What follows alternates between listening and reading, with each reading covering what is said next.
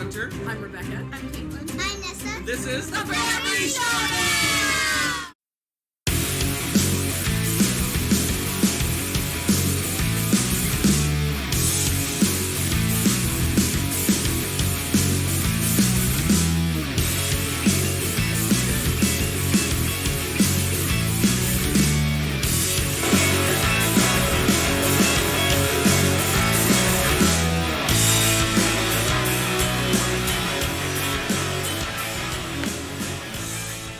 Hello! Happy 2020!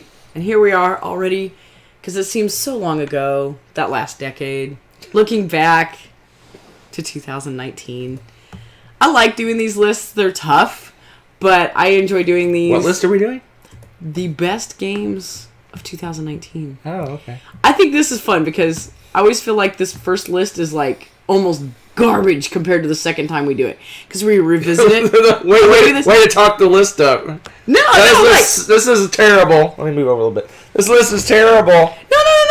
No. Because we're blasting people out. I feel like I don't know enough. I feel like I want to research some more. Like this is always this part of the list is always hard. Sorry. This list is hard.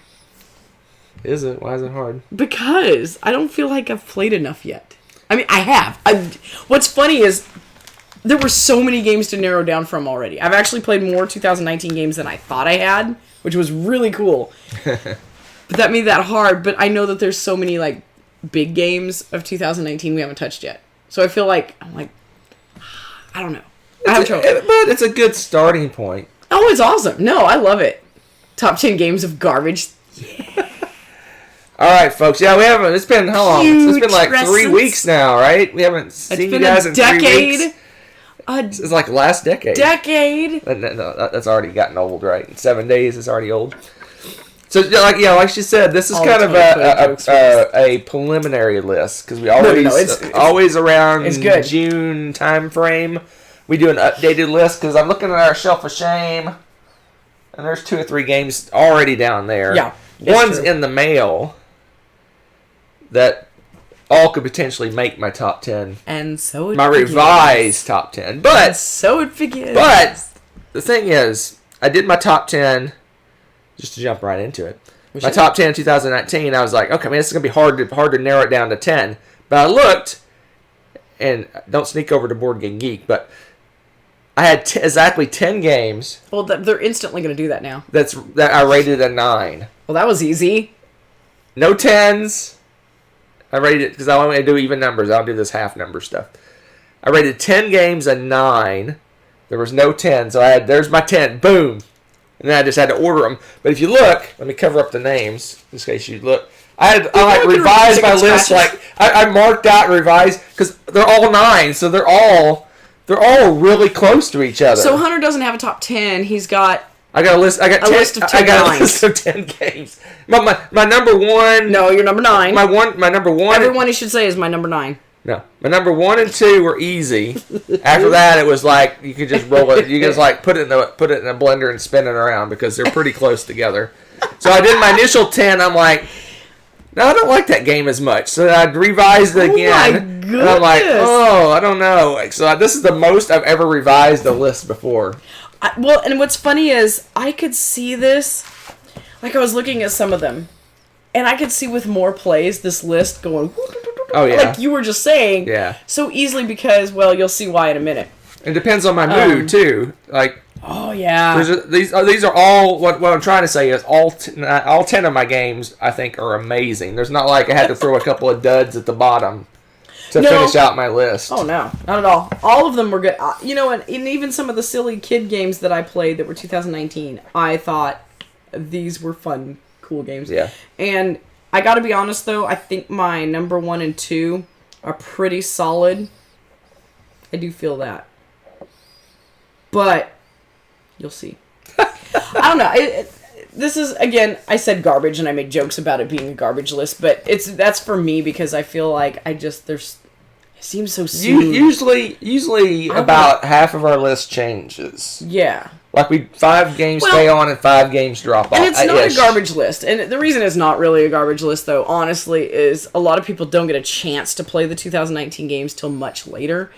So it's kind of cool. A lot of them are just now hitting the Well, they're US. just now coming in for a lot of it, yeah. Well, and it's kind of cool to hear about them and see other people's takes on them, too, especially if you're like us that like to research a little bit before you go buying stuff.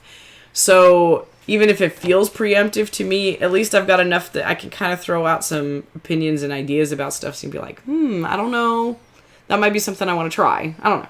It's kind of fun. All right. It's a fun experience. That was a lot of preamble. One last preamble, or warning. Warning? I'm recovering from an illness, so I may have a coughing spat here or there through here, and I'm apologizing in advance. She's got some allergies kicking up tonight. No, I'm feeling better. She's feeling better, but it was just itchy nose. So we apologize for any undue sniffles and coughings. He will snicker snock. I think I can make it through. I'm almost better. I'm almost 100%. You sound kind of froggy, but like stably so. I'm almost 100%. This is the best he's sounded in like 4 days. So, by a mile. All right. Yes. That's a good way to put it, Gaming Wife. This is the top 10 games that are easily accessible, because I think almost all of these games you could probably get right now. Right now? Maybe. There's one in mine that's iffy, but otherwise I think you're kind of iffy, though. I am kind of iffy. I know. All right, here we go. Let's start it off. There's a lot of talking about, a lot of nothing. All right, my number 10. Oh, take a look at this. Gotta remember where my numbers are, because I have 2 sets of numbers. So it's on the ones that are on the right. All right. Man, you're a mess. So my number 10... You're a mess. So wait. So you're doing another year of starting? What do you mean? You always started the last 2 years of top 10. Well, you're the star of the show, so... Oh, that's garbage. That's totally garbage. Right? How am I the star of the show? I don't know. Ask the people. The people have spoken. Sorry, we were just watching the Dice Tower Top 100, and that is hysterical, by the way. All right, my number 10. This is an anomaly for me, because I usually don't like card games. Card games are not my thing. What is happening in 2020? This could be my favorite pure card game. Not just but it comes in at number 10, so that tells you how much I like card games. Wow, I see how it is. My favorite pure card game, all pure card games. Pit? That is number 10, Res Arcana. I can't complain about this. So I totally bought this game just for Rebecca. I was like, if she's going to like this game, I'm not going to like it, but she'll play it with whoever will play it with her. But I bought it just to let her, I stand at street corners. Because she's a card game person, and I think I predicted it pretty good because she loves this game. We'll talk about that more later. But let's talk about it from my perspective. I thought, I'm going to play this a couple of times and be like, man, this is just a stupid card game. I like this game a lot. This game is really, really good. Yeah. It's really good. So it's from Tom Lehman, the persona who made Race for the Galaxy. That's his probably most famous game, I would think. Hey, you know what? He's a rock star in my book. This game just works. It does what a card game should. It's very interesting. It has good choices. It's quick to play. It's quick to set up. It's quick to put away. You have it's like a race, like you're racing to score points, which I think is cool. It's not just you do all the stuff, then see how many points you get. It's actually a race to see who gets to a certain number of points. A lot of fun, get great combos. It's interesting because you draft I assume if you play the drafting method, you should always play the drafting method. If you draft a very small hand of cards, I want to say it's 8 cards. Is it 8? So very few cards. It's very few, and that's your entire deck for the game. I mean, that's it. People, you can get some more. You can get some more. Tiniest deck. You can get some more things as you go along, but like that. It's you're just trying to build the combos off of those cards. So you basically, when you're drafting your cards, you got to go, ooh, this card will work well with this card, and you build your little combos. Yep. And then you shuffle it up, and then you got to get those cards in the order and work them to where you can score the points for them. And you're buying, places of power and things that give you victory points and monuments and things like that. Places of power. But it's just a really solid, quick playing little card game. What does it usually say? It's all right. Yeah, I would normally say meh, but this is actually really good. I mean, to make my list. Did you hear that, guys? It did not get a meh, and that's his number 10. That tells you how good these games are. Yeah, just saying. I really enjoyed it, but we'll talk at length at length about this game later. So. That's crazy. I don't know what you're talking about. No clue. No clue. At length. So wait, before we go any further, how much crossover do you think we're going to have? Lots or just a little bit? Half. Half? Yes. Let me look here. You done yet? I'm bored. I agree. Half. About half. We'll have about half crossover. It's so exciting to have pure silence and watch someone staring at their list. You can see my wheels are turning. I saw smoke. After the last 5 days I've had, there's probably smoke going on. Holy crap, that's a big big. Leave it! Yes! What's your number 10? Hunter has to escape. My number 10 is Escape Plan. This has the potential to rise. Oh, man. Not only do we love Vital Lacerda's games, but once again, this was another one of those where it's like, wow, this is cool. The theme was a lot of fun.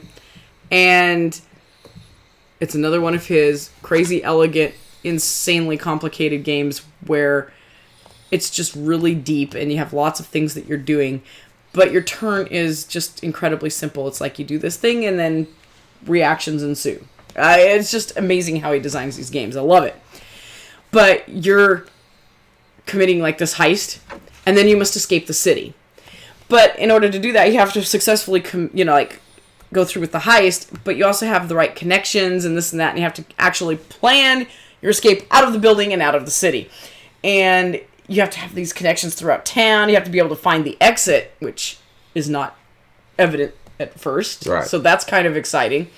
And you got to plan this. You got to dodge the cops. There's like all these things, and it's incredibly thematic. It was really fun. And a lot of people are like, ooh, heavy. It still blows my mind how someone with such a heavy Euro game can come up with so much deep theme, and I love it. Brent is asking, ooh, have you played on Mars yet? No, that's one of our games I think that is sitting, yes, it is sitting on our shelf, staring up with puppy dog eyes at me. But this game, man, the guy's been busy, and he's cracking out amazing games. Escape Plan, if you haven't played it, and you like heavy games, you need to play this one. It's a lot of fun. I have no comment. Because he may be talking about it later. Just saying. My number 9 is Escape Plan. Oh. My number 9 is he's got good taste. Number 9 is Escape Plan. Yeah, so I like this one quite a bit. It is like all the Lacerda games. I don't know if you've played them. He takes a heavy Euro game, makes it, in my opinion, extremely thematic. Yep. Boils it down to a few simple actions. Simple actions. But it's really it's like like the ramifications of each action. It's like you vomit up all these rules. That makes it sound so appealing. All these, I just throw rules at you. But then when you actually know what you're doing, you know the rules. It's like, oh, I just draw a card, or I just do this one little simple thing. The games. His games, once you learn them, they're almost intuitive on how to play them. In my opinion. No, it's true, because it's, even though there's so much going on with them, it's easy to pick them back up because of that. And Escape Plan, like she said, you're basically a heister. You've made all this money doing these illegal things, and you've stored your money all throughout the city, and so you have like a finite amount of time to run out, gather up all your money as much as you can, and get out of the place. So you just see stuff in the duffel bag, you know. So first you have to find the escape routes, and then you have to get out of one of them because they start closing off. The cops shutting them down. I mean, it's so cool because they're like, set up the perimeter block apart, and so you're like, so you're heading towards this one exit, and it closes, so you got to redo what you're doing and head somewhere else. Yep. You have to find these little keys and unlock different lockers, and oh, it's great. You hired biker gangs to work for you. It's all sorts of craziness going on. It's just his games are just, I just think they're extremely thematic for a heavy Euro game. A lot of heavy Euro games are cube pushers, or you feel like collect resource A and turn it into a resource B, which eventually becomes resource C, which turns into victory points. It's not, his games aren't like that. They're they seem more thematic. The process of gaining those victory points makes sense, right? Yep. So escape plan, you're trying to gather as much money as you can and get out. That's right. And however much money you have, that's your score. Oh man, it was great. I mean, if you don't get out, you don't get any points. You don't. You gotta escape the dirty coppers. Yeah, it's absolutely fun game. I love it. Love it. Good pick. And like I don't know who was it. Brent mentioned On Mars. I'm so looking forward to that because it's going to be the same thing. Mm-hmm. It's going to be super hard to learn. Once you learn it, it'll make sense. It's going to be incredibly thematic. I'm looking forward to it. I'm looking forward to it too. And I'm going to talk about a few games at the very end, which I think could make my list if I get them played before Nick. June. Escape Plan Legacy. First action, go rob a bank. Yeah, I don't know how great a legacy you're creating there, but it is. What is you with the big boxes? I think you do that on purpose. I don't know what you're talking about. I like to see your little eyes peek out of it. It's cute. All right, so number 9. There's no place like Rome. I'm just kidding. It's not actually that Rome, but it's a different Rome. It's the verb Rome. Rome. And, I can't help it. I love Ryan Laukatt's art. He's one of my favorite artists for board game stuff. Just absolutely love his stuff. And it's so fun because you've got this cute little game. And it's like a little mini version, and it's got characters from his other games in it, so you can see above and below characters and near and far characters and stuff in this game. But then instead, it's a much simplified. This is a game you could introduce to. I think you could probably use this as a gateway game. Oh yeah, and you just take out the. You can actually take it, make it even simpler, and take out the items that you buy and stuff. Yeah, so it's just absolutely cute art. And all of a sudden you've got, all of these. It's kind of a little bit of area control. And it's very simple, though, because you're taking over and you're putting area control. And once you fulfill, it can only take up a certain number of I don't remember the tokens. Tokens. We'll just say tokens because I can't remember if it was actually considered people or what it was. But tokens fills up the card, and then whoever has the majority on that card once it's full will get that, and then you're kind of collecting them and stuff. It's fun. It's simple to teach. It's a light, pretty quick game.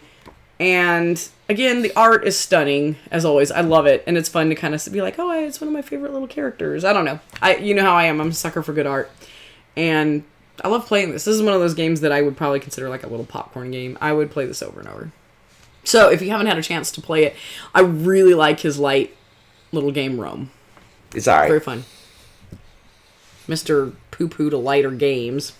Don't listen to the hater. Res Arcana's on my list. That's not light. Speaking of light games. It's not light. My number 8 is Tapestry. All the rage that was and is Tapestry. So, this is they call it a Civ game, but really it feels like a tech tree game. Yes. It doesn't really feel like... It seems like almost the civilization part where you're going on the board and you're taking over areas seems almost like secondary. Like it's like a side thing in a lot of ways. Yeah. Basically, you have 4 different areas that you can advance your civilization in. I don't know them all off the top of my head. Science and military and... Oh, jeez. They all flew out of my head. Science, military... Arts. Yeah.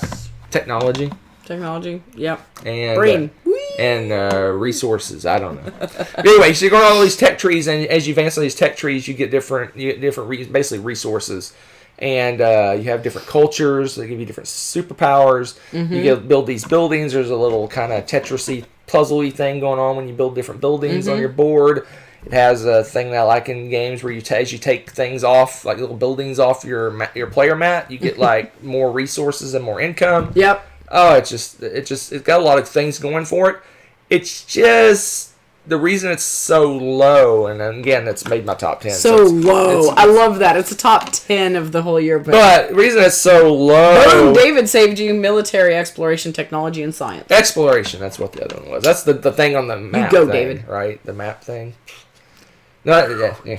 Articulate that one, ain't he? So, actually, military is where you do the towers and the exploration. He's like that old guy who's like, was it 1857 or 1858? Anyway. Well, pretty sure. Don't make me laugh. You know what happens when I laugh. I know, you'll cough. What's I talking about?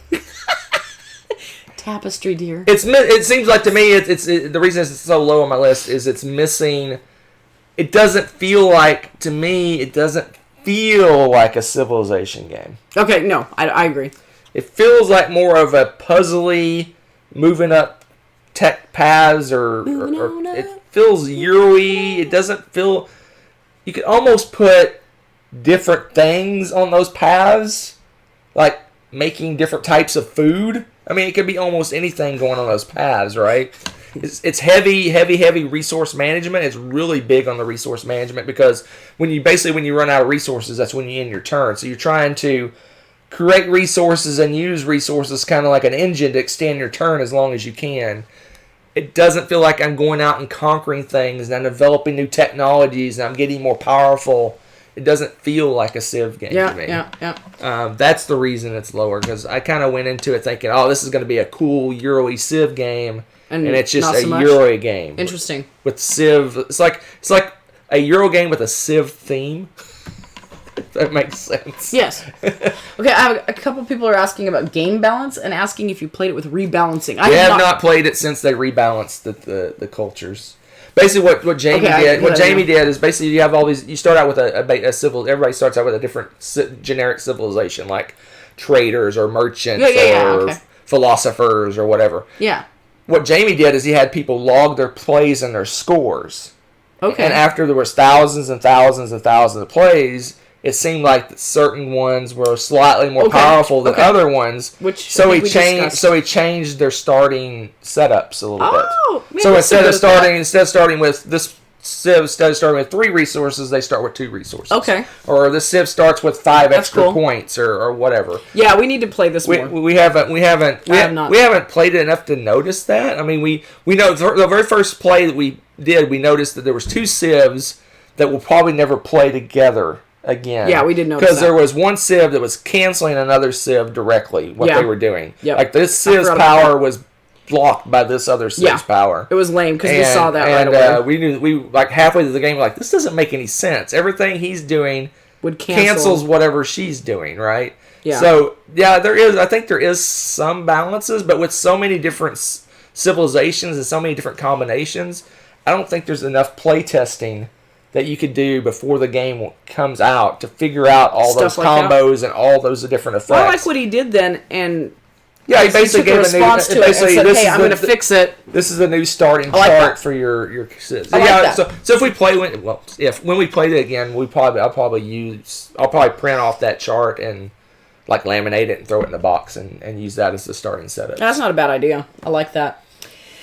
Let's see here. I thought I saw something else. Let me check. It was the rebalancing. Have you played it with the correct rules? Tommy. Oh, you remember we did the technologies wrong. Oh, yeah. We need to replay it since we did that.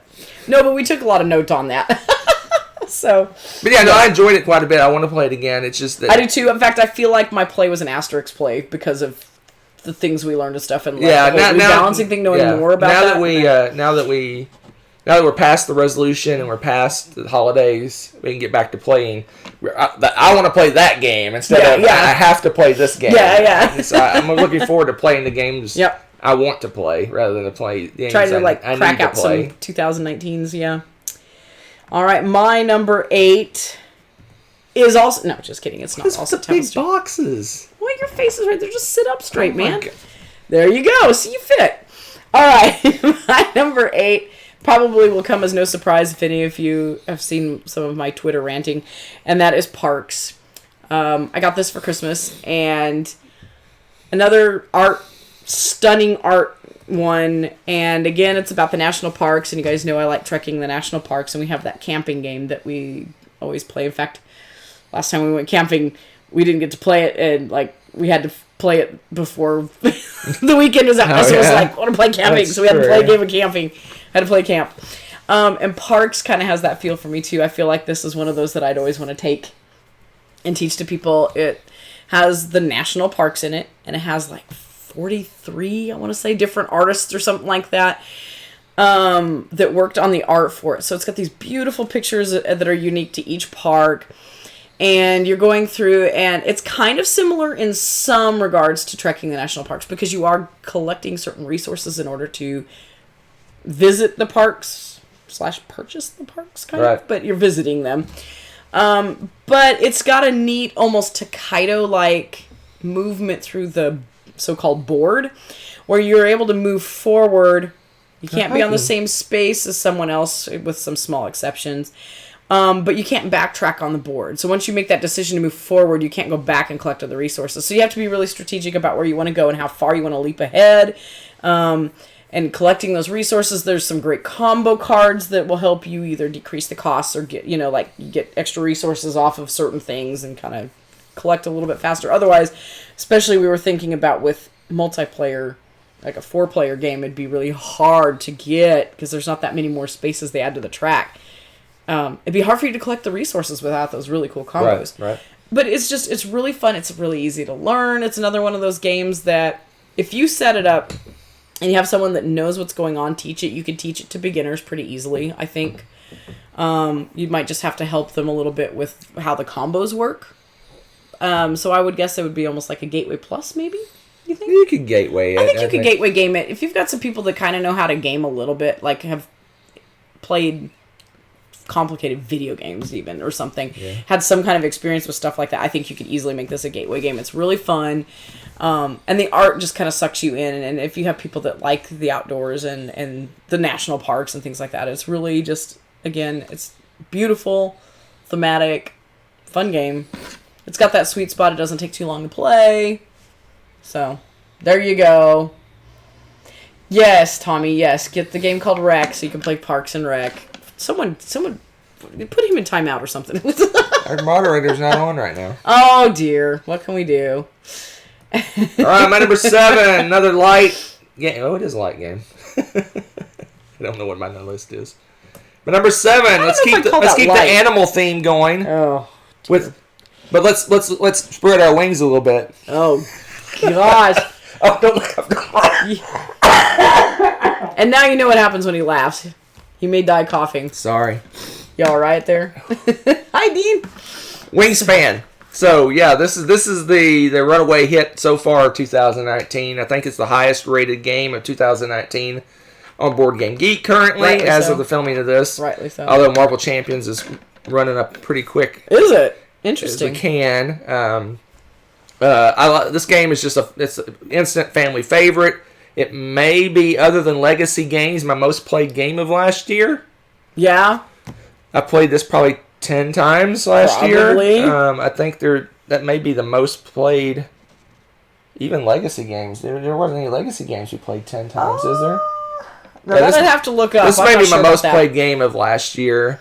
I enjoy it. It's smooth. It's easy to teach. Nessa plays this by herself without any coaching at all. Well, sometimes she needs a little Well, she forgets sometimes some of the combo stuff, yeah. Some of the combos, how they work. But it's a nice family weight game.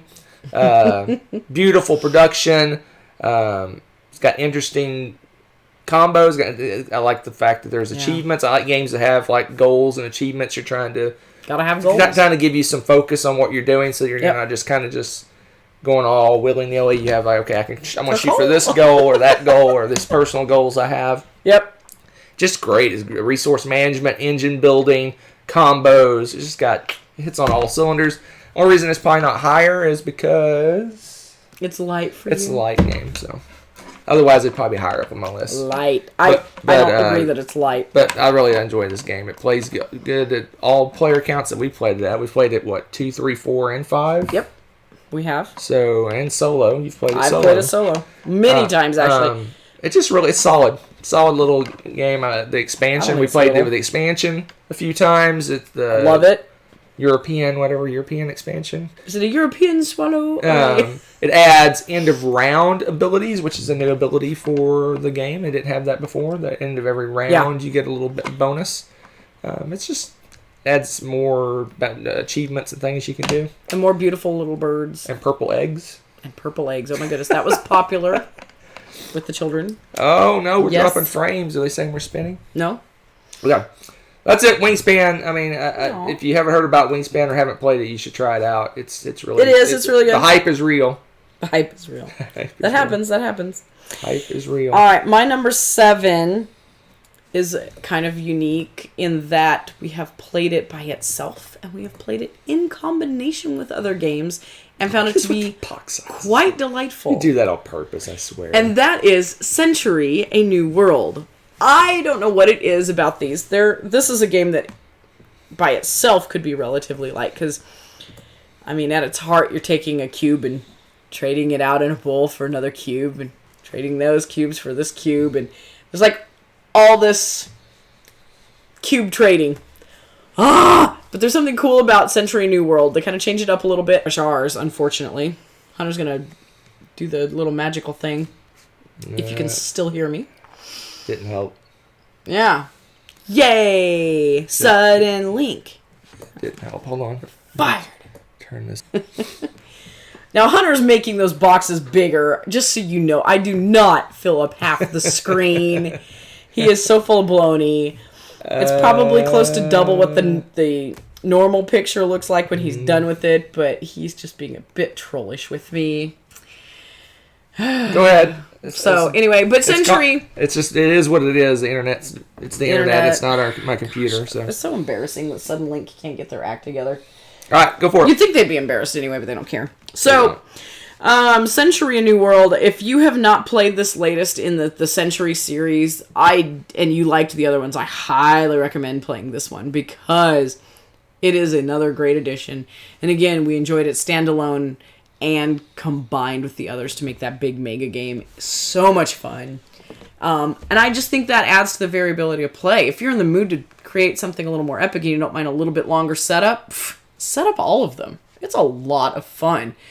And if you don't want to deal with that hassle, because it does take a little bit of, this part of this game comes out, there's a little bit of mixing and matching going on with that, but if you want to play it by itself, it's still a fun, solid game. So, I mean, it's just, I like that unique thing that they have done with this. I think they did it successfully, and this last one was just proof of more yumminess. So, there you go. Your turn. Merry Christmas. Number 6. Yeah, it's not getting better. All right. Your voice has dropped like an octave, I think, since we started. I haven't talked this much in a long time. I know. All right, sorry, folks. There's nothing we can do. It's the internet, and there's nothing I can do about that. All right. My number 6 is another light game. Maybe. I love how you said maybe. That's not light. My number 6 is Orleans Stories. That is not a light game. This is my one exception because I don't know if this one's readily available or not yet. Because we got it like at Board Game Geek, and there's limited quantities. I don't know if this is readily available or not yet. Okay. Thanks, David. Hopefully it is for everybody. Well, my computer's calmed down a little bit. The internet seems to be a little higher, so we'll see what happens. But anyway, Orleans Stories. I got this at Board Game, like I said, Board Game Geek. They only had like 20 copies. I don't know if it's been released in the U.S. I don't know the status of it. But we played it. We played the long scenario. There's 2 scenarios that come in the box. They're repeatable. Yep. It's not a legacy game. They're more of scenarios that you play. And we thought we were playing the short one. We ended up playing the long one, and we enjoyed it quite a bit. It was really We haven't played the short one yet, have we? No, we haven't. Did we play it? No. Okay. Anyway, we played the long scenario that comes in the box, and I had a lot. It was a lot of fun, especially since I won. That's always a bonus. I love games that I win. Lame. All right, so Thanks, game-wise, it says this out. Store, but anyway, cool. Orleans Stories. It takes the basic Orleans game, kind of tricks it up a little bit. Gives you a scenario, which is a story. You read story cards, and it kind of guides you through doing these various tasks. So maybe you have to get this many of this resource, or get these many of these things, and it's like a list. It's almost like a shopping list. You're checking off the different tasks that you have to do, and once you achieve all the tasks and you get to the end, then it's kind of almost a race to do that. Yeah. Unless you finish at the same time, and then there's some tiebreakers for that. I just really enjoyed it. It had the same feel as Orleans, but I'm kind of a partial video gamer at heart.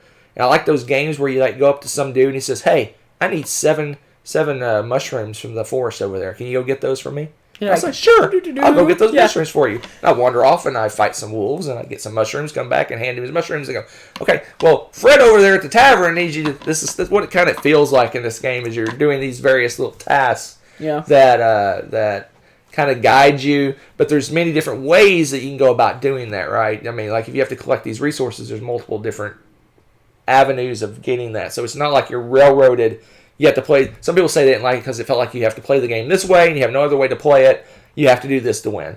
Well, yes, you have to do all these tasks, but maybe I'll go for this hard one first and build up to do that one. But Rebecca might go for a couple of easy ones and try to knock some of those out real quick. You can decide how you want to do it, how you want to build your engine. Yep. It's the same bag building as Orleans. It's one of our favorite games. She likes it a little bit more than me, but it's both. I think it's my 11, and I'm sure it's going to be.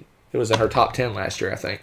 So it's one of our favorite games, but it gives us a different way to play the game, a game we love. Yeah, absolutely. That was a lot of talking. Look at you go. Drop frames are still going insane. We apologize. I'm so sorry. Drop those frames like they're hot? I don't know. No, more like they're not. Well, that's for sure. Oh, man. My number 6, I have a feeling will be up on Hunter's list a little bit. That's a lie. And that is Paladins of the West Kingdom. Any of these, the Architects of the West Kingdom, and then now we have Paladins of the West Kingdom. And there's also the other set of games that they have going on. That's the Raiders of the North Sea and the Seafarers or something. All that stuff. I don't know. There's like a whole set of similar-esque kind of games going on. But Paladins of the West Kingdom is the newest of the West Kingdom thingies, I believe, unless something's changed I don't know about. No, but there'll be a third one. They come in sets of 3, apparently. Okay. So there you go. Number 2, very fun. Very fun. It's different. It's got a different feel to it from the Architects. And I actually think I like this one better than Architects of the West Kingdom. I know you do. I can tell by your face. That was a terrible... You're sick. You're obviously not bluffing. Okay, so... yeah. So, I'm not going to call it a light game because it's not... It's not a light game. Now, is this one, correct me if I'm wrong, this is the one with the jail, right? No. Okay, which one's the one with Architects. the jail? Architects is the one with the jail. This is one where you build the wall. Okay. You have the different... See, you're putting all the little tokens. You take tokens from down here and you put them up on a main board. Yeah. Okay. All right. I liked the way that worked a lot. The jail thing, I thought it was kind of funny, but sometimes it annoyed me. I'll be completely honest. But this one, I love Paladins. And so if you have already started playing this particular, I guess you'd call it a series of games, definitely continue with it. And if you haven't, I would recommend Paladins of the West Kingdom as... I mean, you could start with it. It's not like you have to play one and then the other or anything like that. I really enjoyed this one. I feel like it was easier to pick up and learn a little smoother play, that sort of thing. All right. You got it? You good? Good. Yes, indeed. I know we're going to hear more. So my number 5 is kind of a cheat. My list isn't valid without a cheat. So my number 5 is a reprint of a reprint. Good heavens. Okay, which one is that? Because... That is Dune. Oh, of course you have this one. I haven't played this yet. So this is a reprint, but the rules changed somewhat, and they added some different things to it. So they added a bunch of variants that people made of the original Dune. So Dune came out 79, 80, 78, 78. Way back in the day. Back in the olden times. And then it went out of print, and then Fantasy Flight reprinted it as Rex, which is what I have, Rex. Yep. But then it got reprinted last year, 2019, as Dune again, with basically similar rules, some adjustments, but then they added... A lot of people did some homegrown variants to the game. They threw those in. They threw in some superpowers for basically all the different race factions of the game have different powers. They added basic powers and then advanced crazy powers that you can play with. Cool. So it's different, but it's basically the same game. Dune, original Dune, Rex, and Dune are basically the same game. I like games like that are different but the same. So Dune is when I read about Dune. When I get into board games, oh man, it's so amazing, but it was so crazy out of print, you almost couldn't find it. And then I heard about Rex, and I thought, that sounds cool, but it's not Dune. So I'm a major Dune fan. I've seen the TV shows and the movies and read every one of the books, even the stupid books that get crazy at the end. I read them all. I'm a big Dune fan. What's your opinion on this? So I played Rex, and it was a really cool game, but the theme was the You have no love for the Twilight Imperium. The Twilight Imperium world. Sorry, Twilight Imperium world fans. That world means I don't know a turtle from a lion guy. They're all wow, dude. They look so different. They're all the same. They're just like different blobs with different abilities. Wow. But so send your hate emails too. When you play Dune, you're playing one of the 6 major factions of the Dune universe, and they're very thematic in their abilities. They're very thematic in how they win the game. The whole game itself is extremely thematic. You lose a lot of that when you play Rex. So at Board Game Geek Con a few months ago, I got to play Dune, the real thing, and it was amazing. I won the game in 2 turns. I said, this is one of my favorite games ever. And then we played I detect a theme. I detect a theme. But anyway, it's a very thematic game. It's very attacky. It's very backstabby. It's not a good camping game. It's a brutal. Yeah, it's not a good camping game at 2 a.m. at all. No, not 2 a.m. Not that we're speaking from experience or anything. But I just love this game. It's so much fun. But the thing about it is I want the Dune game. I'm probably gonna end up buying it, even though I'll never play it because I just want it.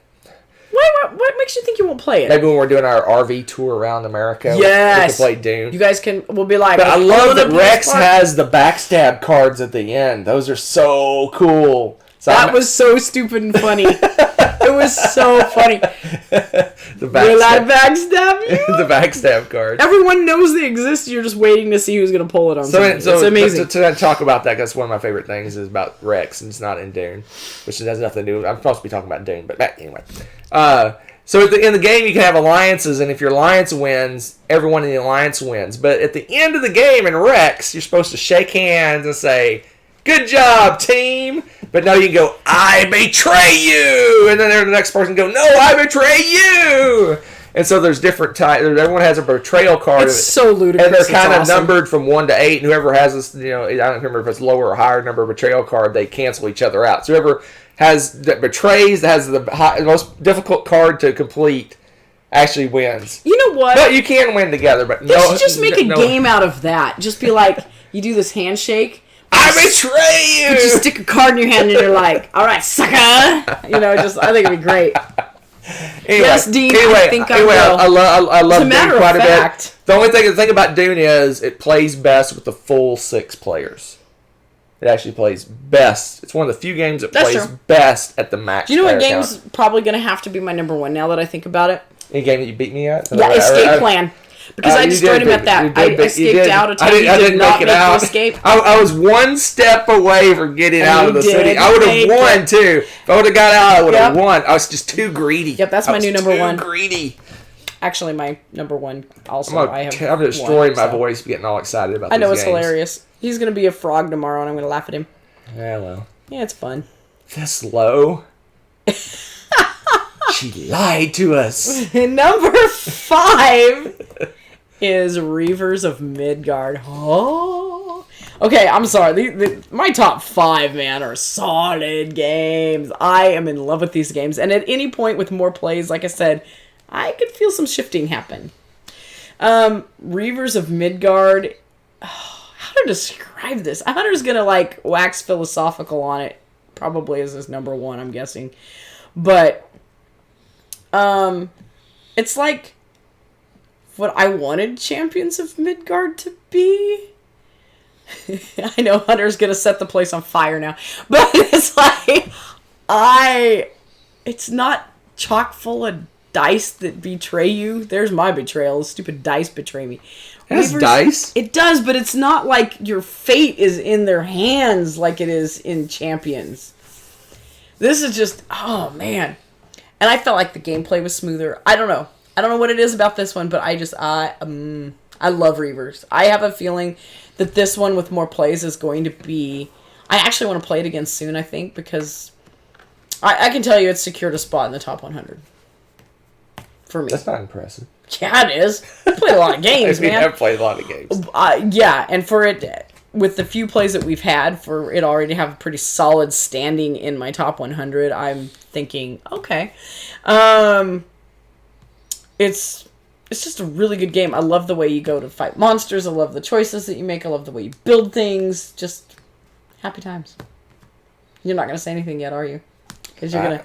Yeah, Mr. It's his number one. It's okay. It's not my number one. Okay, it's his number two then. Whatever. It's not my number two. Oh my gosh, he's lying. He's totally lying. My number 4 game is Reavers. No, just kidding. Yeah, Okay. The number 4 game is what I mentioned is Paladins of the West Kingdom. I told you guys. Let's get this Euro love going. Euro love. Paladins. And I agree with her. I like this better than Architects. Architects. I like Paladins. It's got a lot of different ways that you can win. That's true. It's got a lot of interesting choices. Worker placement. You remember workers escalate throughout the game. I like the fact that there's choices on focusing in different areas, because as you fill up different areas, your victory points in that area escalate. I mean, it goes from like 1-3 and it just zooms up. But what's really cool about it, my favorite thing, is that you have these. I guess I would almost call them statistics, like skill levels. There's like 3 different levels that you're building up through the game, and you can't ignore those, because those are so important to how powerful your moves are in other places in the game. And you can almost, I think the first time we played it, we kind of just went, we'll just kind of do those here and there. And see how they work. And we didn't seem like we accomplished much. And then the next game, we really focused in on getting our stats up. And that really, and the engine started just churning. That part of it kind of gave me a little bit of Blood Rage vibe. Kind of, yeah. For whatever reason, like how you up the stats in Blood Rage, that's what I got from that. Because you can ignore that, and like your troops, you could. Number of guys you have on the board is really low. You can't do much. But then, you're going to pay for it, and it was interesting. And I forgot. Yeah, I didn't mention that at all. But yeah, it's just a really solid Euro game. The theme is kind of there. It's one of those Euro games. It really didn't feel like I was a paladin doing paladin type things, right. But it just has a good Euro-y vibe. It's really smooth. It's a heavier, I'd say mid plus Euro game. Definitely. But if you like the Raiders and Architects, then you definitely should check out Paladins, because of the 3 games, it's my favorite of the 3. I think it is too. Those are the 3 we played. We played Raiders, Architects, and Paladins, and it's my favorite of the 3. I think so. In fact, that's about order: Raiders, Architects, Paladins. Nice. So I'm really looking forward to the 3rd game, because I like the 2 West Kingdom games better than the Raiders game, which I hear Raiders is probably the best of that set of games. Interesting. So if you followed all of that anyway, I almost feel like you just did a logic puzzle. Well, Sue is taller than Betty, but Betty is shorter than so-and-so, and it's like, huh? Okay, anyway. Well, there's 2 series. I know, we already said There's North Sea series, and then there's the West Kingdom series. It's just when you don't have the boxes to look at, sometimes it's a little hard to conceptualize. Okay, he said this one is I feel like you're shuffling the little shell around or something. But yeah, no, I agree. I agree with your assessment of that. I like Paladins the best. There you go. There you go. Indeed. They asked how many crossovers we've had. I don't know. That's for later. Do your stats nonsense later. They're asking them for an update. Oh, okay. Well, never mind then. So far, we've got 1, 2, right? 2? Yeah. 2, I think. There'll be more. Don't worry. There will be 5, I bet. At least.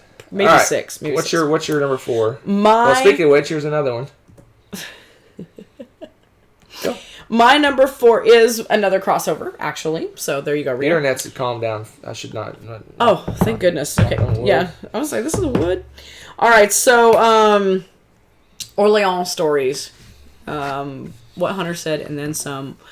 I really like Orleans, or Orleans, as you guys, like to call it. But I didn't really want to add much in the way of, like, the expansions and stuff. Like what was the name of the expansion that was so attacky? And Intrigue. Not a fan. I guess I'm an Orleans purist for whatever reason. Trade was fine. Trade was okay. It gave you contracts and stuff. It was kind of fun. A little bit more. But it's not necessary. Like, the base game, I'm perfectly happy with that. So, Orleans Stories takes that kind of, like, the purity of that game, though, and like Hunter says, adds this little story to it where you're like, this little checklist of things to do. And for whatever reason, that really clicks with the way that Orleans is built. So that as you're going through and changing, just instead of like all these things and doing the victory point race, now it's this, I guess it would be merit based. You want to be the first one to get everything checked off your list and done. You want to accomplish this first so that you can move ahead and all.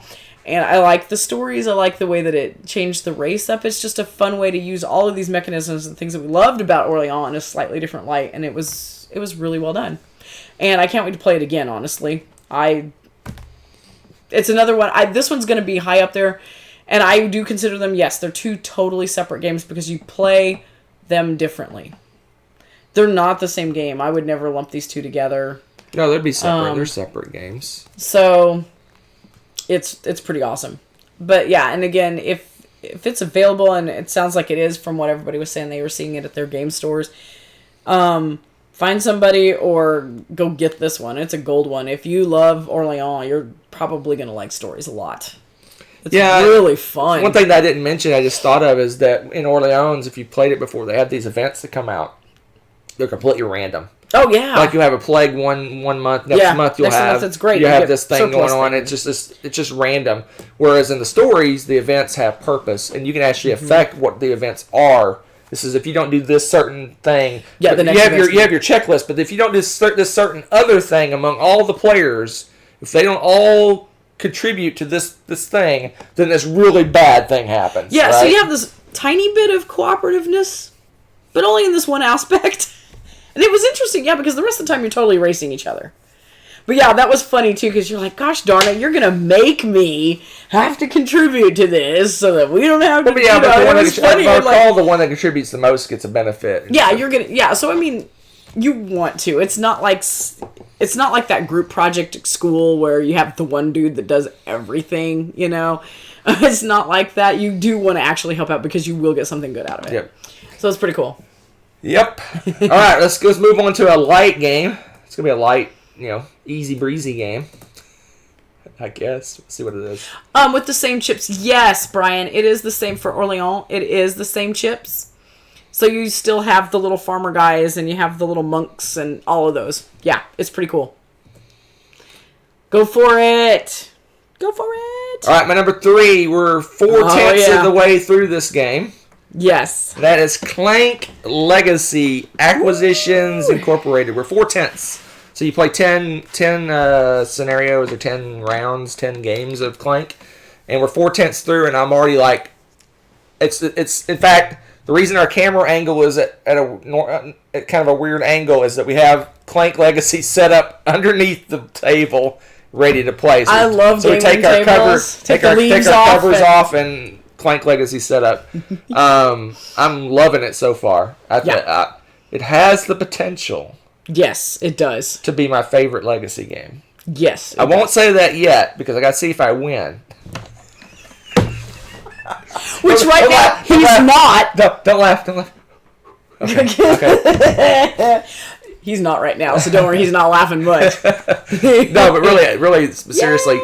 Clank Legacy has a strong potential to be my favorite Legacy game. No, I'm really grooving on the comedy. I'm grooving on... Oh my gosh. Where did the word grooving come from? I don't know. You're like hip with the jive. I'm grooving. Woo! Yeah, I'm really liking the humor, the comedy. I like the fantasy aspects. Yep. I like all the weird stuff happening. The storyline's interesting. I like it. And the shenanigans in that game. There are shenanigans in that I just like how it's playing. Like I said, we're only 4/10 through, and it's already my number 3 game of last year, and we haven't even finished it yet. So who knows where this is going to end up? I completely honest. I know I saw it. Full disclosure thing. Yeah, it's my number 3 as well. And I wonder what would happen if I put your 3 and my 3 on top of each other. I made mine like twice as big as his. Oh. I don't know. That doesn't look so good. Let's see what I can do with this. Let's do this. No, that doesn't work either. Man, you're a mess. What are you doing over there? I'm trying to... Fire the IT guy. Well, while he's playing with that, I'll tell you what. This has been so much fun. And, they've got a quirky sense of humor. There's a lot going on with this. And it's Clank. And you know how Clank is. You got to sneak in and do something... grab a treasure or whatever, and get out. The heart of the game is still there. But now there's this Acquisitions Inc. thing, and I can't spoil it for you, nor would I ever want to, because I don't want to ruin the gold that is the humor behind all of this. But let's just say that the little bonus thingies you can get each month, I've been getting that. Well, you got the most recent one, so I can shut up about that. But I had been stealing all of those, and it's been hilarious because there's things to explore on the board, and somebody likes to race me to them. So then you're like, well, what's my backup plan then? You know, and just like the shenanigans like of battling out, do I want to go the same way and try to beat him to stuff, or do I want to go somewhere else and explore this other stuff? Try to maximize the exploration and get all of the stuff. Close it down. It's You're so cool. starting to spoil. I'm not going to spoil anything. Spoilish. You're being spoilish. No, it's Clank at its heart. It's still Clank, so you know exactly how Clank works, and that's what I'm leaving it as. Okay.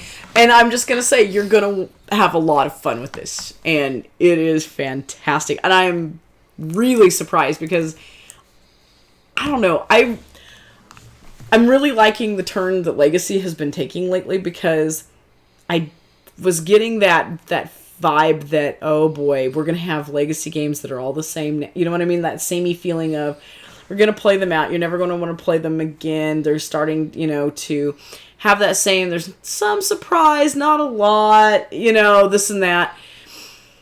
I wasn't too thrilled about playing another one, but this one's fresh and different and hilarious. So there you go. Play it. Yeah, it's a good one. It's a good one. Yeah. Yep. It's good times. All right, so we're on to my number 2, right? Another light game. What no, a it's lie. not a right what game. A lie. Let's talk about. Oh, look, it's your number 2. Reavers of Midgard. You lied to me. I love Reavers of Midgard. It was awesome. Not as good as Champions. Oh, I disagree, sir. But I love me some Reavers of Midgard. That game it's fun. It is fun. Mm-hmm. It takes a lot of some of the best aspects of Champions. Pulls back on all the kind of the dice luck.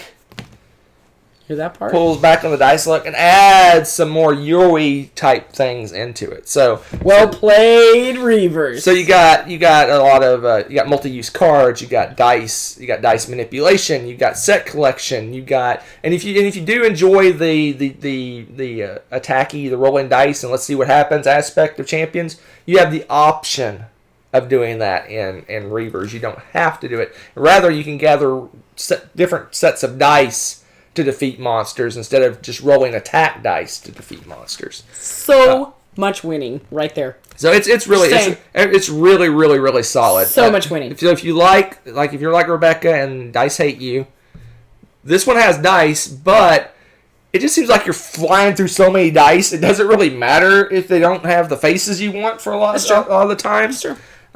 There's lots of ways to change which ones are wilds. Like I said, multi-use cards. Yep. You can get actions on other people's turns. So when Rebecca takes an action, I could take a lesser action of what I have the option to take a lesser action of what she took. Yeah. It's just a really really really solid game. Yeah. I like Champions more just because I like the dice attacky. I like that sort of crazy. Let's see what happens when we roll dice stuff. Nice. She doesn't like that as much. But if you want a more Euro-y Champions of Midgard, Reavers of the Midgard is the game you want. Yes, absolutement. And it's just, it's better than Champions. Nope. It's better than Champions.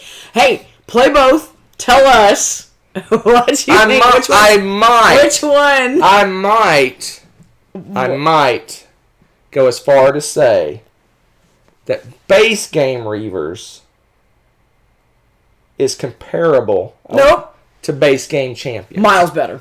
But Champions with expansions that's good. Destroys Reavers. I wouldn't go that far. That doesn't destroy it. Beats it, though. All right, what's your number 2? I'm sure it's some drifty, floaty game. Let's hear it. Floaty game. It's funny that you say floaty, drifty, because That's funny. It does float and drift on the wings of the birds. Oh, dear. You made fun of my joke. Cool. It's Wingspan. No one's surprised by this. I love this. This is one of the few games, and you guys know how I am about solo games, because I'm like, if I'm doing this, I'll play a video game. But I played Wingspan multiple times by myself, and I haven't done it with the expansion yet. I would enjoy playing that with the expansion, I have a feeling. Really enjoyed this game at all player counts. I think it scales well. It plays the same amount of time. It's smooth. It's fun. It's beautiful. The artwork's ridiculous. Again, she always hits it out of the park with her art. Straight up. Looks like the Audubon Society book pages and stuff. It's just gorgeous. And I really like... You don't need to have the expansion. The expansion's really cool. And I like what they did with it. But the base game itself is just really pretty. And it hits all the cool spots.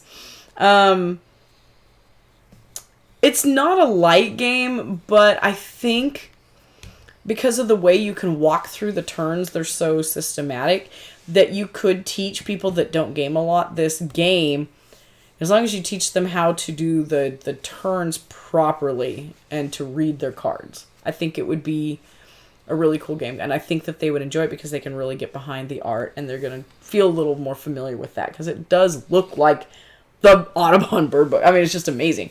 So, I think it lives up to the hype.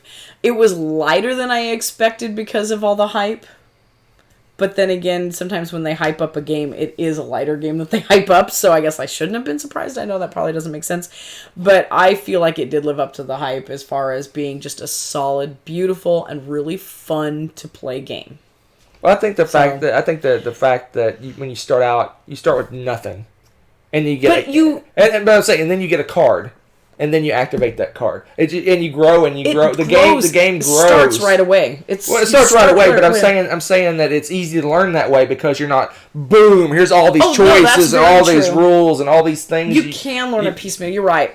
You go here and you get an egg. You go here and you get a resource. Mm-hmm. I mean, your first few turns are very simplistic. Very basic. So yeah, it's easy to build on that. That's very true.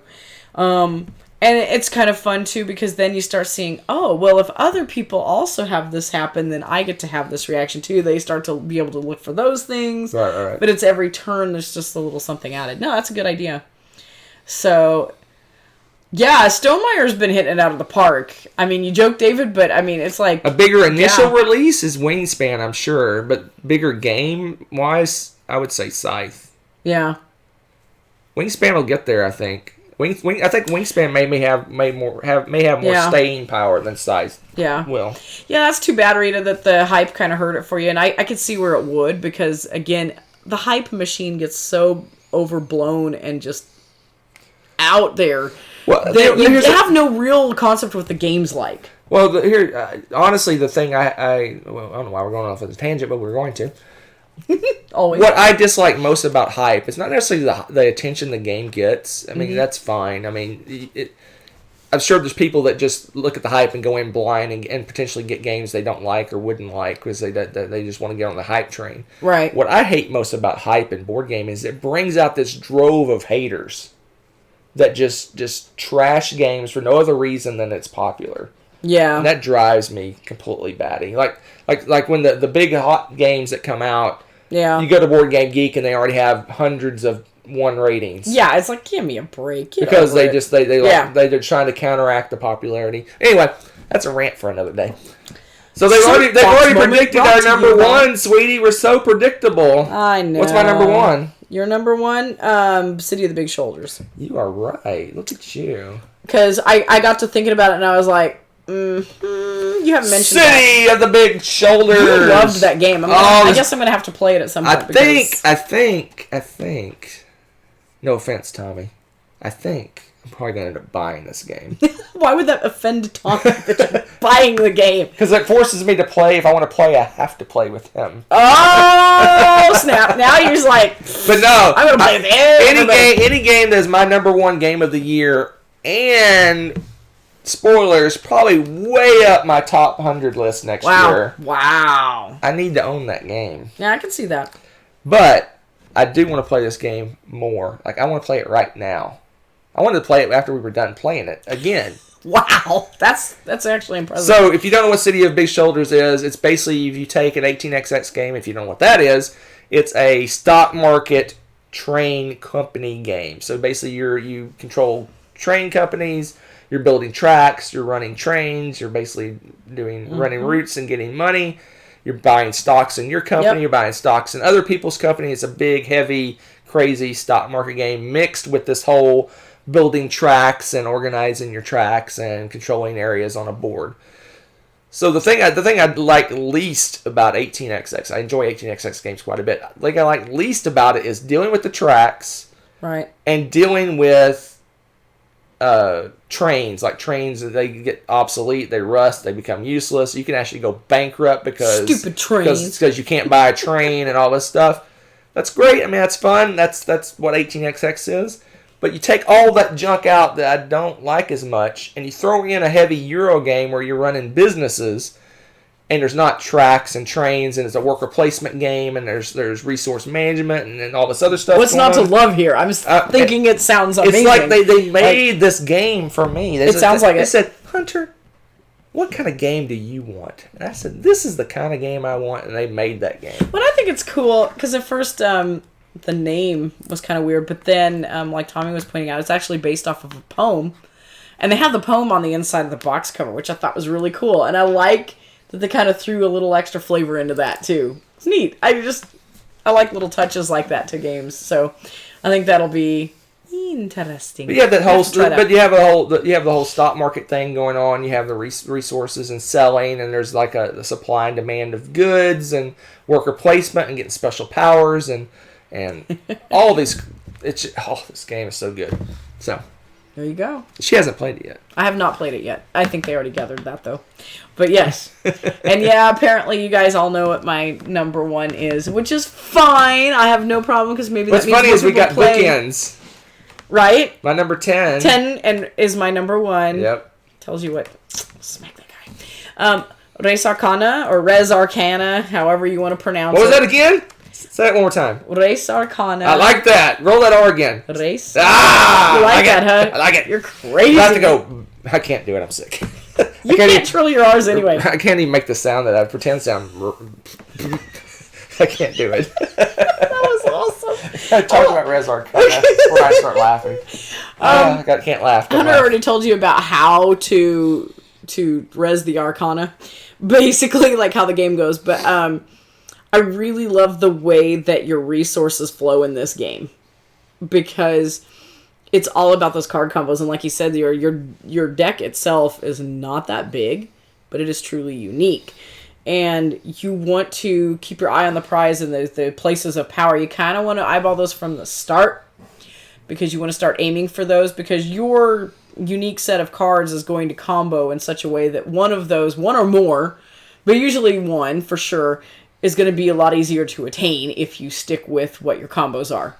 So you're already starting to strategize that and you're kind of watching what they're doing. There's a little attack. There's a little banter back and forth. But a lot of it is largely racing. And I really like the way that those all fall into place. I actually like the bits that are attacky. They're fairly mild, but it's enough because, I mean, it is all about these, spells and different things. So, I mean, it kind of makes sense, that the attack that's in the game. It doesn't set you back completely. It doesn't destroy anything of yours. It just kind of usually just messes with your resources. Which, again, you're kind of juggling those all the time. And it plays well, it plays smoothly. As soon as you're done, you want to play it again. Or at least I do. And Hunter will actually play it with me. That's always a plus. And I have pretty much I think we're pretty 50-50 on the win ratio with that one. It's pretty even, actually. It's pretty fun. And I like games like that where we're fairly evenly matched because you never know how it's going to roll out. And it just depends on who kind of gets their combos to click a little better. But it's a lot of fun, and I like the way that the places of power are all a little bit unique too, because some of them, you just have to pay for them and you get it. Others, their ability, that isn't so much that when you get it, you have this huge chunk of victory points, but no, it like accumulates, so you have to like kind of bank on them. So each thing's a little bit unique.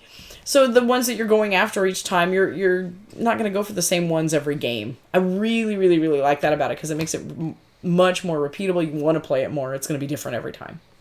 There you go. That's my little rant, because I don't want to repeat too much because we already talked about it a lot. But love, love, love bit. The dragons can really mess with you. Yeah, Sorrow Song, you're right. Yeah, dragons are either an all or nothing thing too. I kind of feel that way. They're pretty powerful if you use them and you want to find things that combo well with the dragons. Otherwise, they're really expensive for what they are. Yeah, I was just about to say that. There's the dragons and the monsters, or whatever they're called, the beasts, just by themselves aren't very effective, but there's combos that make them really good. There's mages that work well with them. You have to find the right combos. So if you get a bunch of dragons and you don't get good combo cards that combo with the dragons, they're not that effective. That's kind of the trick with drafting is you kind of got to look at what you got, what your mages are, and then when you're doing the drafting part, you go, okay, I have this mage that's really good with beasts. I need to grab a bunch of the beast cards if possible. It's just that's the thing about the game. That draft is pretty important. How you build your initial deck and how they combo off each other is pretty important. And yes, and how they work with your mage. There are some easy things to do to counter the dragons. You're like, oh, he takes my resource. No, he doesn't, because there's also like the dog and some other things you can do to just say you counter it. But here's the thing: you're also spending those things to counter it, and it's taking some of your time up to do that. I mean, it's subtle, but there's a balance with it.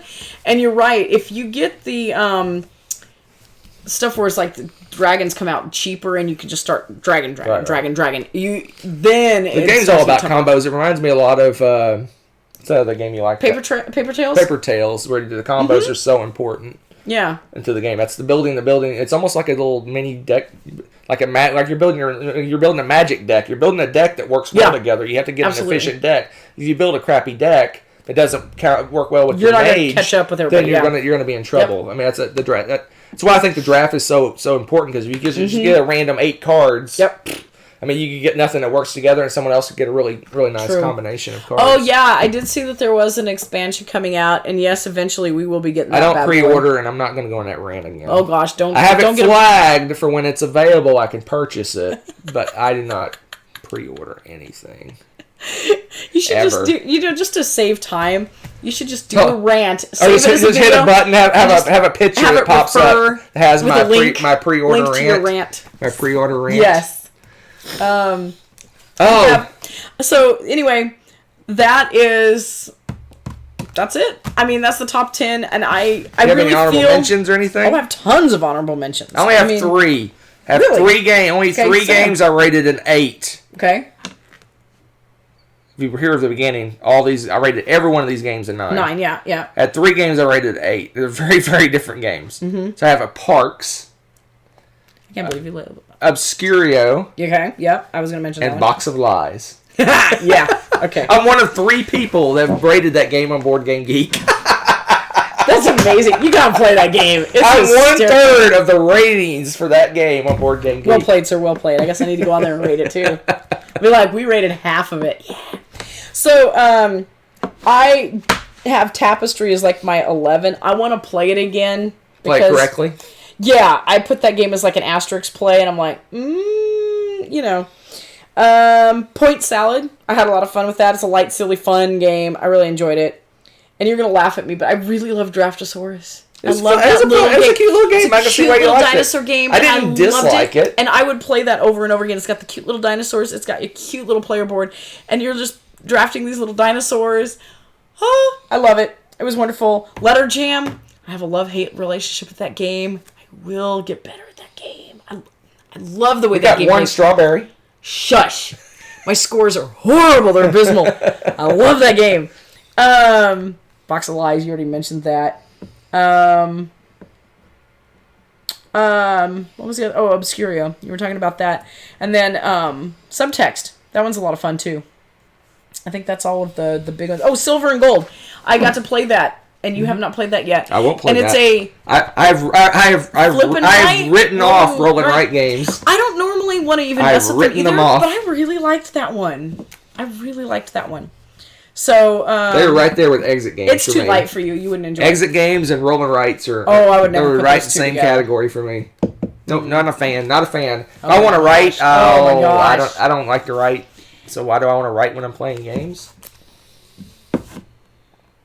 I need to roll and type. I'm gonna get him one of those old school big old fat typewriters too, so he'll be like. I need a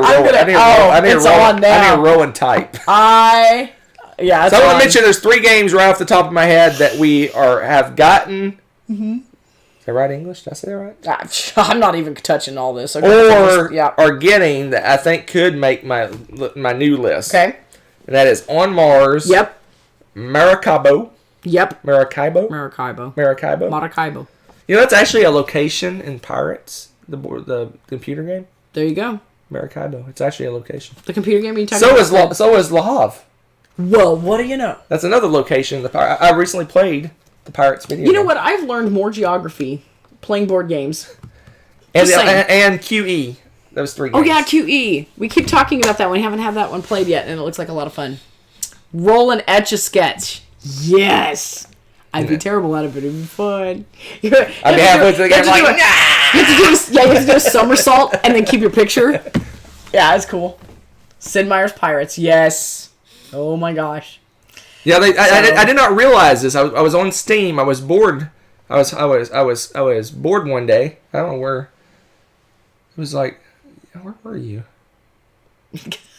She was gone for something. Anyway, I went on Steam and for like $2.50, there was a redoing of Sid Meier's Pirates. Nice.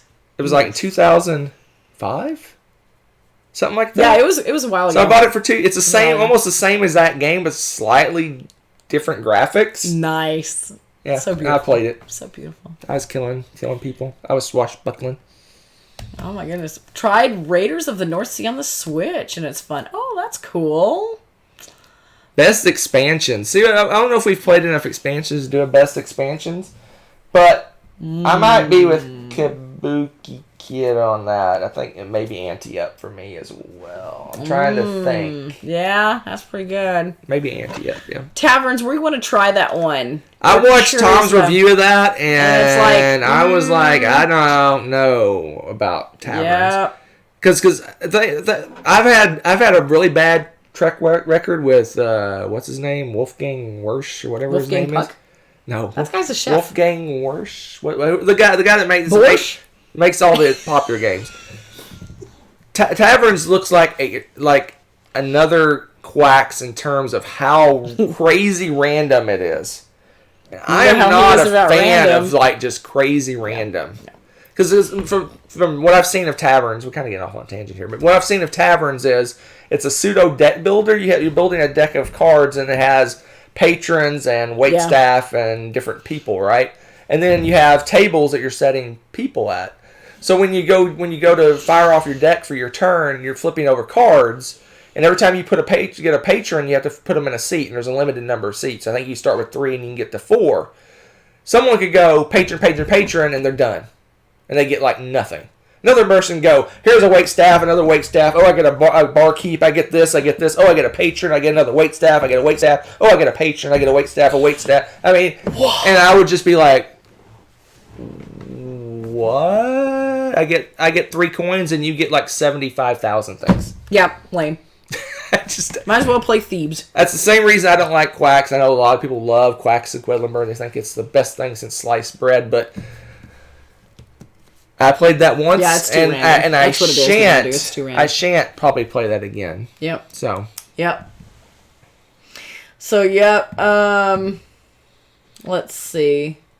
I thought I saw another question. I lost it. The Taverns. Yeah, we were talking about Taverns. Anticipated 2020 games. I never have looked that far ahead because I'm still looking at 2019. I only have one game. I have one game. And that is? One. Well? One game. What game? Is it called One? No, it's called 3, as in Pandemic Legacy Season 3. So that's the only one I know of that I'm really excited about. I am lukewarm about that. What? Well, I'll have to find a friend to play that with. I will play it with you very happily. However, I'm curious if it's more of the same. The other one was different.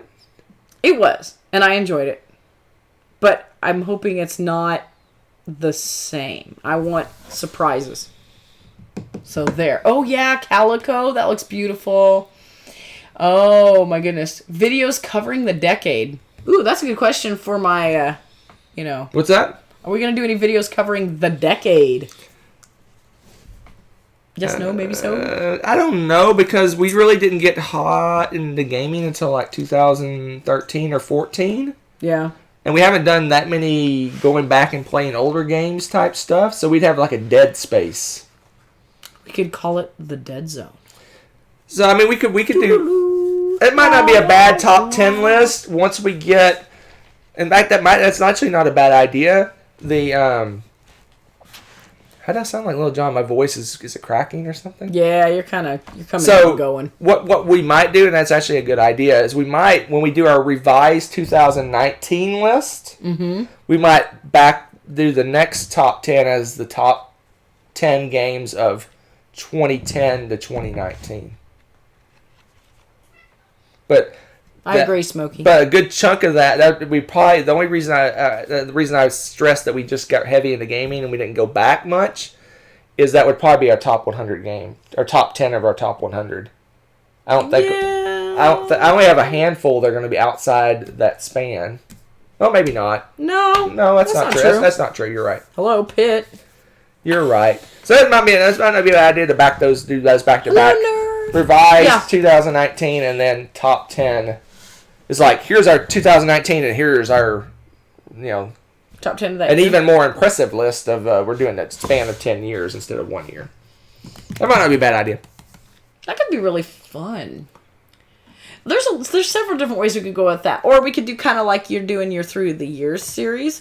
We could go back and do kind of a survey of that year. But have we played enough games of each year? Well, that's what we'd have to go look and see. See if we've played enough of those games, and then go back. A lot of people are doing that, though. That's like the it thing to do is... Well, yeah, because we just changed a decade. Top 10 for 2010, 2011, 12, 13, 14, 15, 16, 17.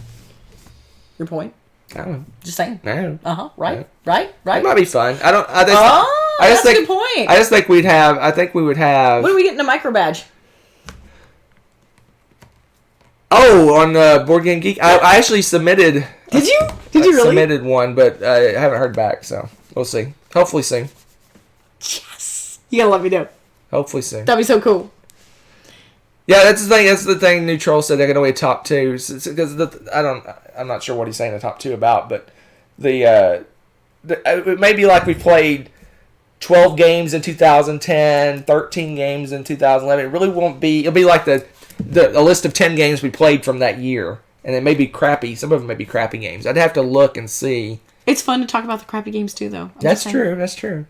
Sometimes the ones you call crappy are quite good games. I bet we've probably played at least 10 games from each year. Oh, by now, yes. Easily. You think even 10, 11, and 12? I don't know about 10. 2011 is when Nessa was born. And we started playing more, so I think yes. Yeah, maybe. So anyway, I think it's feasible. I think it'll be fun. We'll have to look at it. You guys give us so many good ideas. It'll be fun. So there's some fodder for some future thinking and possible programs. All right, let's switch gears before my voice completely dies and the internet's drop again. Watch Rebecca's face. If I could zoom in right now, I'd push a button to zoom in on her face. Watch her face. 1 week from today is the live introduction to Rebecca's top 100 games of all time. She has 1 week to get this together. and between you and me and the dog and the cat, she hasn't started yet. It's all up here, baby. Oh, is it? So, next Tuesday, 1 week from today of the airing of the show, live, the introduction to Rebecca's top 100. She'll talk about whatever she wants to talk about. She'll do her 110 to 101. And then we're off to the races every Tuesday and Thursday. Boom. There'll be recorded shows. And at the very end, wherever that ends up, there'll be a live top 10, just Bingo. Like I did, and a live after party. Yeah. It's going to be fun. But it won't only affect our live. We're going to continue to do our live shows every Tuesday, except January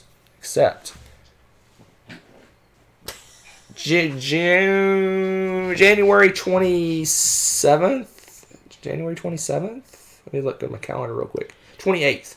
January 28th will be probably in the Grand Caymans or somewhere in the Caribbean with the Dice Tower Cruise. Woo-hoo! We will not have a live show. So, to back up, next Tuesday, Rebecca's live top 100 introduction. The dog's very excited about it. Week after that is our regular live show. We'll have a crazy update because we haven't had. Oh, that's my ankle! Why? We haven't. Oh gosh. We'll have a live physical therapy session for Rebecca. No, the week after that, we'll have our normal live show, and we haven't done an update on games we played in like over a month. So it's going to be a massive, crazy update of updateness. Yeah. Because we haven't talked about playing games we played since like the first part of December or something like that. It'll be fun.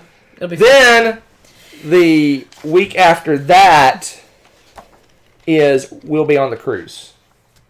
Yeah. And then I don't know I haven't planned February out yet. Okay. But David's on the cruise. Please come say hi. Come say hi. Everyone, it's your first ever cruise. You're going to have a blast. Please, if you want to come up to us, do not hesitate. Just come say hi.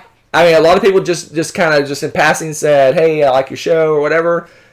I guess they didn't want to come and talk, but the cruise is a perfect place to sit down because we might even have excursions together. Have a 5-minute chat or whatever. I mean, there's time. We're there so cool. 5 days. So, yes. We'll probably be helping with the library. So come by and say hi to them. Mm-hmm. Dinners and things like that. It was just really cool that when people came up. I actually got some by the number suggestions from people. Oh, that's right. You had some good chats and stuff. We got to see a lot of. It's a convention atmosphere, but then even more laid back. Yeah. Well, and it turns out like you'll end up sometimes on excursions with people because it's like I don't know. I just think it's really, really, really fun. Yes, we're going to West Texas Tabletop Convention. That's the weekend after we get back from the cruise. We are insane, but yes, we're going to that. Someone come to We may do our usual drive out early Saturday morning and not stay Friday night. So we usually show up about noon-ish. Yeah, because it's just probably not going to be feasible for me to leave right after. It's going to be too cool. All right. That's it. We've gone way overboard tonight. We went way Sorry about the internet. It seems to be a recurring theme. It's working. Seems to be working fine now, but... Yeah. It is what it is. Yes, but it was wonderful to start the new year off with you guys again, get the ball rolling, and chat about, all the games, all the fun. So, hope to see you around next week. Bye. Wax on, wax off. You didn't cough too